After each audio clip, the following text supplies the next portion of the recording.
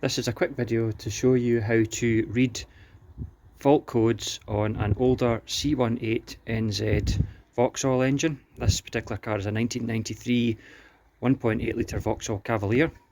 So the first thing you need to do is you need to find what's called the data plug, which is just here, and it unplugs, and you need to bridge terminals 1 and 2, which when you look at the clip at the top, it's the bottom right 2. Just use a paper clip. Now, once you're inside the car, turn the ignition on to position 1. There'll be an initial flash, and you'll see it flashing 1, 1, 2. 1, 1, 2. So the way these flashes are divided up it's not like your newer trouble codes where it counts up each 4-digit number. 1, 2, 3, 4, then 1, 2, 3, 4, 5, then 1, 2, 3, 4, 5, 6, 1, 2, 3, 4, 5, 6, 7, 8, 9, and so on. This one is tens and units. So this particular car has no trouble codes, and to signify that, and this will show how this works, to signify that it is showing trouble code 12. So there'll be a pause between each trouble code, and this is just repeatedly cycling showing trouble code 12. So I'll show you how to work out the number 12 once it comes back round. So we've got 1, 1, 2. So that is 12. So 1, 1, 2, and you'll see that there's a pause between each one. So that's just cycling code 12, saying there's no codes in this car. Let's just take a bit of time to look at the Mark III Cavalier dashboard. Pretty simple controls. Slide controls for your heater, hot, cold, face, feet, windscreen, heated rear windscreen, fan speeds. Heaters get nice and hot as well when I was running it the other day. Hazard switch. Rear fog light, that's your immobiliser there flashing away. Super simple. And this one has an airbag. We've got a large sort of, I think that's an ashtray. Yeah, I think I tried to open that the last time, it was a bit sticky.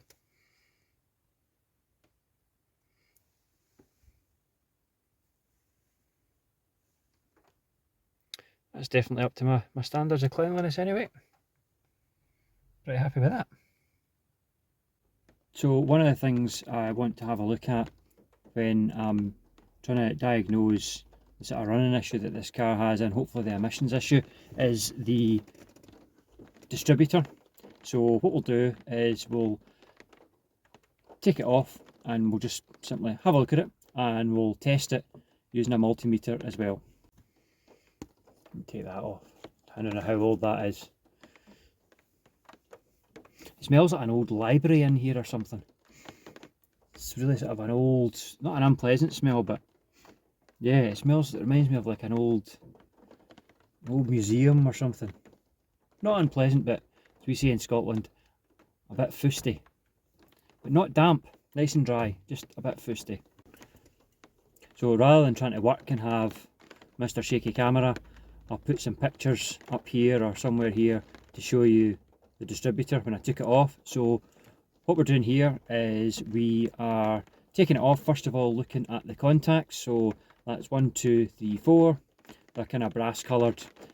They were quite dirty, so I cleaned them with a bit of emery paper.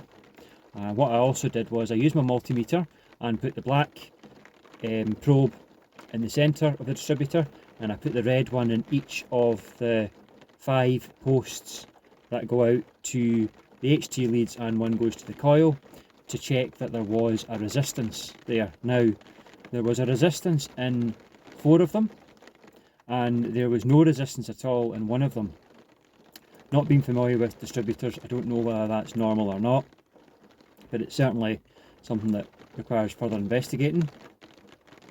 So I think what we'll do is, I've got a genuine set of Vauxhall spark plugs that came with the car, so I think they need to be fitted first. The garage that had the car for a month and did very little to try and help me with it changed the spark plugs, which did nothing. I don't know what brand they are, but I think I should change them for Vauxhall ones. The car also came with another 2 spare set of HT leads, so I think it's worth swapping them about to see if the ones that came in the car are any better. If not, new ones are not expensive. I think we'll also replace that distributor, and the engine's got 220,000 miles on it. So I think if it's the original, I think that definitely needs replaced. I also had a look at the coil. Yeah, it looks manky, so I think it's been there a long time and it's probably worn out as well, so I think I'll replace that as well.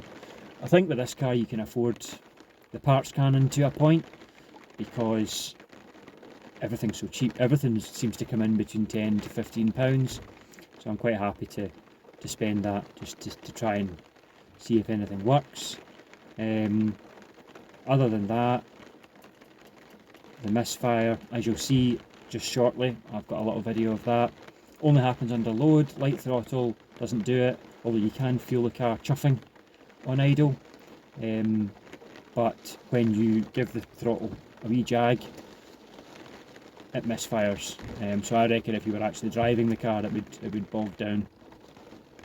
So these are things to be getting on with. I also checked the trouble codes, so that's at the start of the video. You'll see how to do that on the old C18 NZ pre-OBD engines.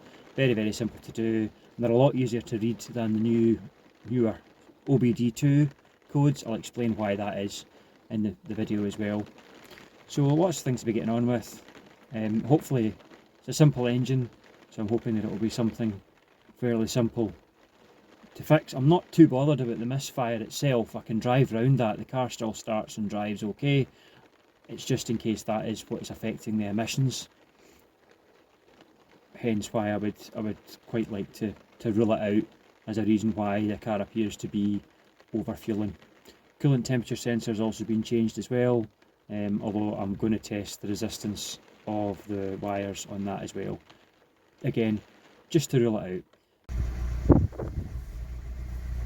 So when you give it, when it's idling, there's a wee bit of a miss. When you give it light throttle,